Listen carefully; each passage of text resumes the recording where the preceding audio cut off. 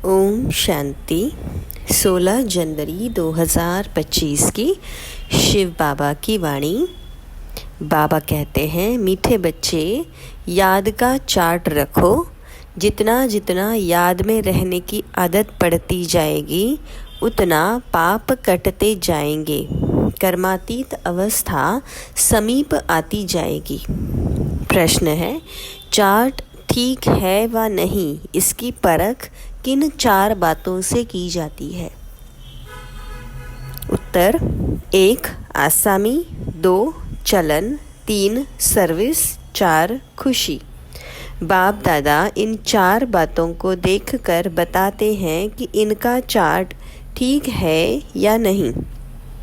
जो बच्चे म्यूज़ियम या प्रदर्शनी की सर्विस पर रहते हैं, जिनकी चलन रॉयल है, अपार खुशी में रहते हैं, तो ज़रूर उनका चार्ट ठीक होगा।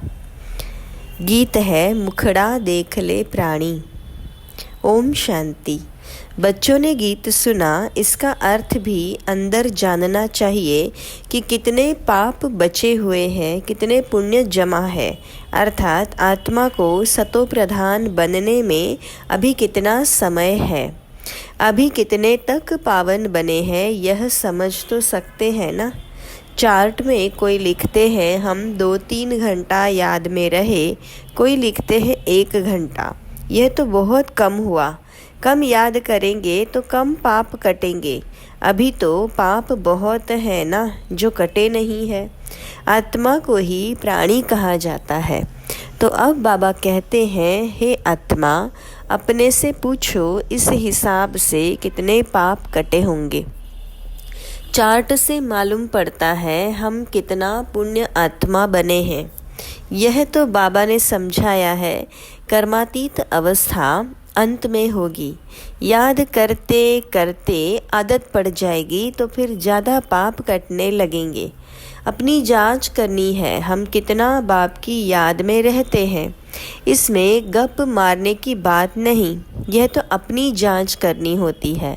बाबा को अपना चार्ट लिख कर देंगे तो बाबा झट बताएंगे कि ये चार्ट ठीक है व नहीं।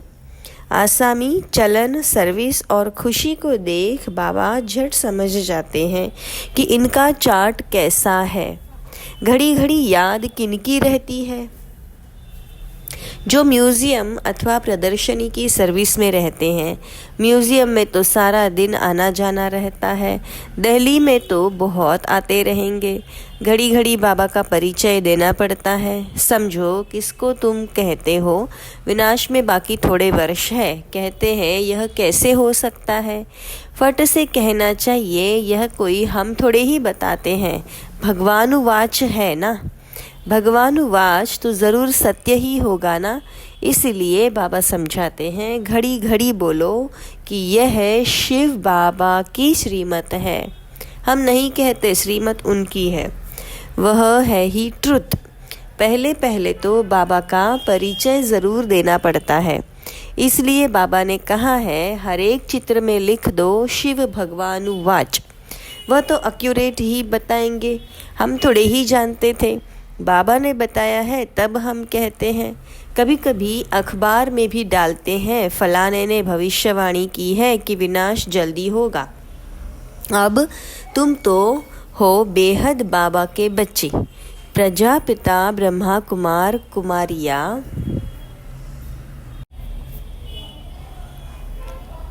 तो बेहद के हैं ना। तुम बताएंगे हम बेहद बाप के बच्चे हैं। वही पतित पावन ज्ञान का सागर है। पहले यह बात समझाकर पक्का कर फिर आगे बढ़ना चाहिए। शिव बाबा ने ये कहा है, यादव कौरव आदि विनाश काले विपरीत बुद्धि। शिव बाबा का नाम लेते रहेंगे तो इसमें बच्चों का भी कल्याण है। शिव बाबा को ही याद करते रहेंगे। बाबा ने जो तुमको समझाया है वह तुम फिर औरों को समझाते रहो, तो सर्विस करने वालों का चार्ट अच्छा रहता होगा। सारे दिन में 8 घंटा सर्विस में बिजी रहते हैं, करके 1 घंटा रेस्ट लेते होंगे। फिर भी 7 घंटे तो सर्विस में रहते हैं ना। तो समझना चाहिए उनके विक्रम बहुत विनाश होते होंगे। बहुतों को घड़ी घड़ी बाबा का परिचय देते हैं तो ज़रूर ऐसे सर्विसेबल बच्चे बाबा को भी प्रिय लगेंगे। बाबा देखते हैं यह तो बहुतों का कल्याण करते हैं, रात दिन इनको यही चिंतन है, हमको बहुतों का कल्याण करना है। बहुतों का कल्याण करना गोया अपना करते हैं। स्कॉलरशिप भी उनको मिलेगी जो बहुतों का कल्याण करते हैं। बच्चों को तो यही धंधा है, टीचर बन बहुतों को रास्ता बताना है। पहले तो यह नॉलेज पूरी धारण करनी पड़े। कोई का कल्याण नहीं करते तो समझा जाता है इनकी तकदीर में नहीं है। बच्चे कहते हैं बाबा हमको नौकरी से छुड़ाओ, हम इस सर्विस में लग जाए। बाबा भी देखेंगे बरोबर यह सर्विस के लायक है, बंधन मुक्त भी है, तब कहेंगे भल 500,000 कमाने से तो इस सर्विस में लग बहुतों का कल्याण करो।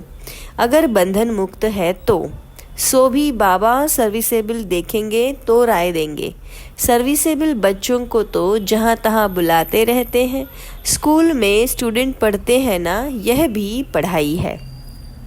यह कोई कॉमन मत नहीं है, सत्य माना सच बोलने वाला। हम श्रीमत पर आपको यह समझाते हैं, ईश्वर की मत अभी ही तुमको मिलती है। बाबा कहते हैं तुमको वापस जाना है, अब बेहद सुख का वर्षा लो। कल्प कल्प तुमको वर्षा मिलता आया है, क्योंकि स्वर्ग की स्थापना तो कल्प कल्प होती है ना। यह किसी को पता नहीं है कि 5,000 वर्ष का यह सृष्टि चक्र है। मनुष्य तो बिल्कुल ही घोर अंधियारे में है, तुम अभी घोर रोशनी में हो। स्वर्ग की स्थापना तो बाबा ही करेंगे। यह तो गायन है, भंभोर को आग लग गई तो भी अज्ञान नींद में सोए हैं। तुम बच्चे जानते हो बेहद का बाबा ज्ञान का सागर है। ऊंचते ऊंच बाबा का कर्तव्य भी ऊंच है। ऐसे नहीं, ईश्वर तो समर्थ है, जो चाहे सो करे। नहीं, यह भी ड्रामा आदि अनादि बना हुआ है। सब कुछ ड्रामा अनुसार ही चलता है। लड़ाई आदि में कितने मरते हैं, यह भी ड्रामा में नूंद है। इसमें भगवान क्या कर सकते हैं। अर्थक्वेक आदि होती है तो कितने रड़ियाँ मारते हैं, हे भगवान। परंतु भगवान क्या कर सकते हैं। भगवान को तो तुमने बुलाया है, आकर विनाश करो। पतित दुनिया में बुलाया है, स्थापना करके सबका विनाश करो। मैं करता नहीं हूँ, यह तो ड्रामा में नूंद है। खूने नाहक खेल हो जाता है। इसमें बचाने आदि की तो बात ही नहीं है। तुमने कहा है पावन दुनिया बनाओ तो ज़रूर पतित आत्माएं जाएगी ना। कोई तो बिल्कुल समझते नहीं है, श्रीमत का अर्थ भी नहीं समझते हैं। भगवान क्या है कुछ भी नहीं समझते हैं। कोई बच्चा ठीक पढ़ता नहीं है तो माँ बाप कहते हैं तुम तो पत्थर बुद्धि हो।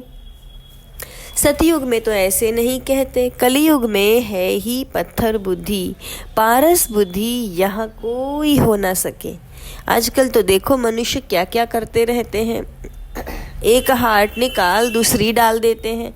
अच्छा, इतनी मेहनत कर यह किया परंतु इससे फ़ायदा क्या, करके थोड़े दिन और जीता रहेगा। बहुत रिद्धि सिद्धि सीख कर आते हैं, फ़ायदा तो कुछ भी नहीं। भगवान को याद ही इसलिए करते हैं कि हमको आकर पावन दुनिया का मालिक बनाओ। हम पतित दुनिया में रह बहुत दुखी हुए हैं। सतयुग में तो कोई बीमारी आदि दुख की बात नहीं होती। अभी बाप द्वारा तुम कितना ऊंच पद पाते हो। यहाँ भी मनुष्य पढ़ाई से ही ऊंच डिग्री पाते हैं, बड़े खुश रहते हैं। तुम बच्चे समझते हो यह तो बाकी थोड़े रोज़ जिएंगे। पापों का बोझा तो सिर पर बहुत है, बहुत सजाएं खाएंगे। अपने को पतित तो कहते हैं ना, विकार में जाना पाप नहीं समझते। पाप आत्मा तो बनते हैं ना। कहते हैं गृहस्थ आश्रम तो अनादि चला आता है। समझाया जाता है सत्ययुग त्रेता में पवित्र गृहस्थ आश्रम था, पापात्माएं नहीं थे। यहाँ पापात्माएं हैं इसलिए दुखी है। यहाँ तो अल्पकाल का सुख है, बीमार हुआ ये मरा। मौत तो मुख खोलकर खड़ा है, अचानक हार्ट फेल हो जाता है। यहाँ है ही काग विष्ठा समान सुख, वहाँ तो तुमको अथाह सुख है।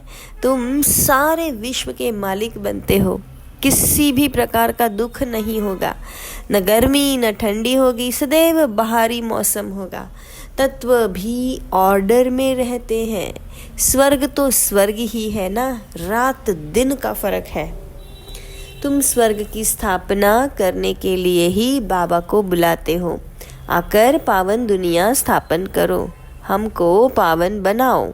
तो हर एक चित्र पर शिव भगवान वाच लिखा हुआ हो, इससे घड़ी घड़ी शिव बाबा याद आएगा। ज्ञान भी देते रहेंगे। म्यूजियम अथवा प्रदर्शनी की सर्विस में ज्ञान और योग दोनों इकट्ठे चलते हैं। याद में रहने से नशा चढ़ेगा। तुम पावन बन सारे विश्व को पावन बनाते हो। जब तुम पावन बनते हो तो ज़रूर सृष्टि भी पावन चाहिए। पिछाड़ी में कयामत का समय होने के कारण सबका हिसाब किताब चुकतू हो जाता है। तुम्हारे लिए हमको नई सृष्टि का उद्घाटन करना पड़ता है, फिर ब्रांचेस खोलते रहते हैं। पवित्र बनाने के लिए नई दुनिया सतयुग का फाउंडेशन तो बाबा बिगर कोई डाल न सके, तो ऐसे बाबा को याद भी करना चाहिए। तुम म्यूजियम आदि का उद्घाटन बड़े आदमियों से कराते हो तो आवाज़ होगा, मनुष्य समझेंगे। यहाँ यह भी आते हैं, कोई कहते हैं तुम लिख कर दो, हम बोलेंगे, वह भी रॉन्ग हो गया। अच्छी रीति समझ कर बोले ओरली तो बहुत अच्छा है। कोई तो लिखत पढ़कर सुनाते हैं जिससे एक्यूरेट हो। तुम बच्चों को तो ओरली समझाना है। तुम्हारी आत्मा में सारी नॉलेज है ना, फिर तुम औरों को देते हो। प्रजा वृद्धि को पाती रहती है, आदमशुमारी भी बढ़ती जाती है ना, सब चीज़ बढ़ती रहती है। झाड़ सारा जड़ जड़ीभूत हो गया है। जो अपने धर्म वाले होंगे वह निकल आएंगे। नंबरवार तो है ना, सब एक रस तो नहीं पढ़ सकते हैं। कोई 100 से 1 मार्क भी उठाने वाले हैं। थोड़ा भी सुन लिया, 1 मार्क मिली तो स्वर्ग में आ जाएंगे। यह है बेहद की पढ़ाई, जो बेहद का बाप ही पढ़ाते हैं। जो इस धर्म के होंगे वह निकल आएंगे। पहले तो सबको मुक्ति धाम अपने घर जाना है, फिर नंबरवार आते रहेंगे। कोई तो त्रेता के अंत तक भी आएंगे। भले ब्राह्मण बनते हैं, लेकिन सभी ब्राह्मण कोई सतयुग में नहीं आते, त्रेता अंत तक आएंगे। ये समझने की बातें हैं। बाबा जानते हैं राजधानी स्थापन हो रही है। सब एक रस तो नहीं हो सकते। राजाई में तो सब वैरायटी चाहिए ना। प्रजा को बाहर वाला कहा जाता है। बाबा ने समझाया था वहाँ वजीर आदि की दरकार नहीं रहती। उन्हों को श्रीमत मिली है जिससे यह बने, फिर यह थोड़े ही कोई से राय लेंगे। वजीर आदि कुछ भी नहीं होते। फिर जब पतित होते हैं तो एक वजीर, एक राजा, रानी होते हैं। अभी तो कितने वजीर हैं। यहाँ तो पंचायती राज्य है ना। एक की मत ना मिले दूसरे से, एक से दोस्ती रखो, समझाओ, काम कर देंगे। दूसरा फिर आया, उनको ख्याल में ना आया तो और ही काम को बिगाड़ देंगे। एक की बुद्धि ना मिले दूसरे से, वहाँ तो तुम्हारी सब मनोकामनाएं पूरी हो जाती है। तुमने कितना दुख उठाया है, इसका नाम ही है दुख धाम। भक्ति मार्ग में कितने धक्के खाए हैं, यह भी ड्रामा। जब दुखी हो जाते हैं तब बाबा आकर सुख का वर्षा देते हैं। बाबा ने तुम्हारी बुद्धि कितनी खोल दी है। मनुष्य तो कह देते साहूकारों के लिए स्वर्ग है, गरीब नरक में है। तुम यथार्थ रीति जानते हो स्वर्ग किसको कहा जाता है।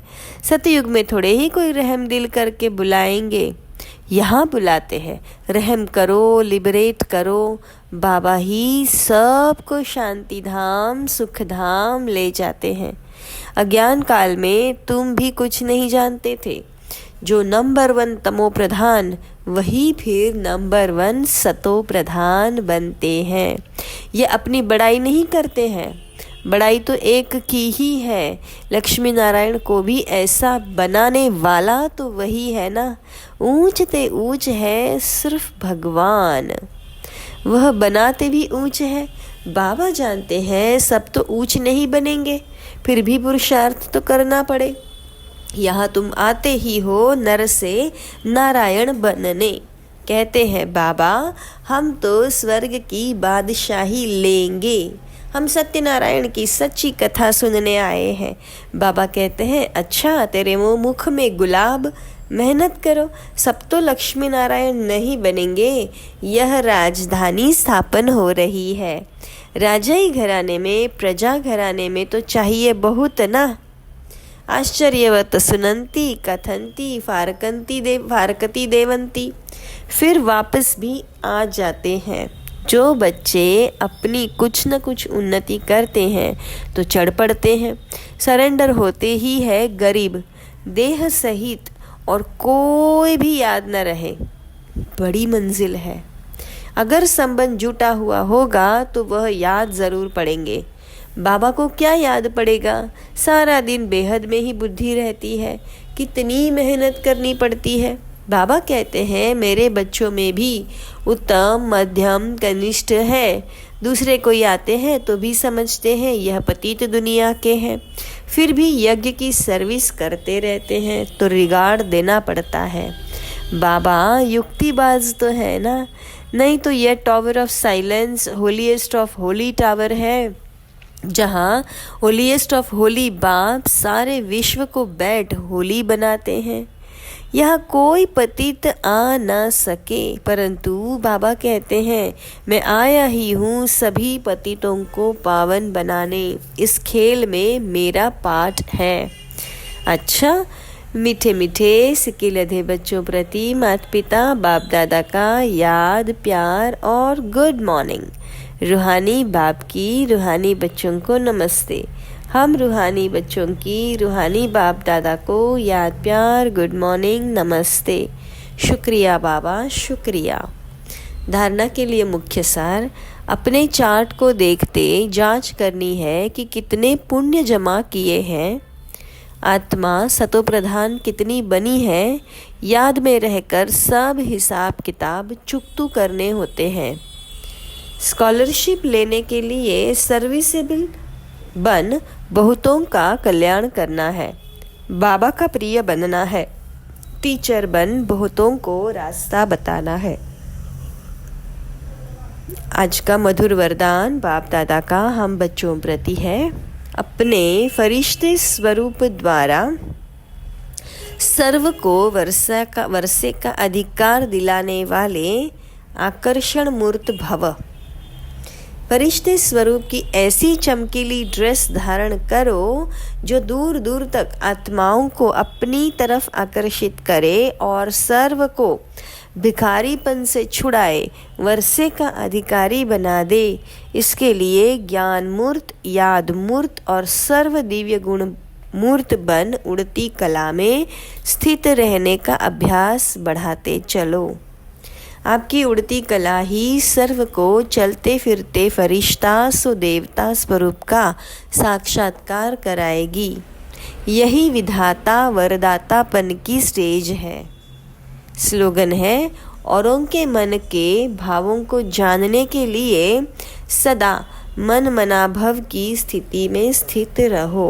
अपने शक्तिशाली मनसा द्वारा सकाश देने की सेवा करो। अच्छा, ओम शांति।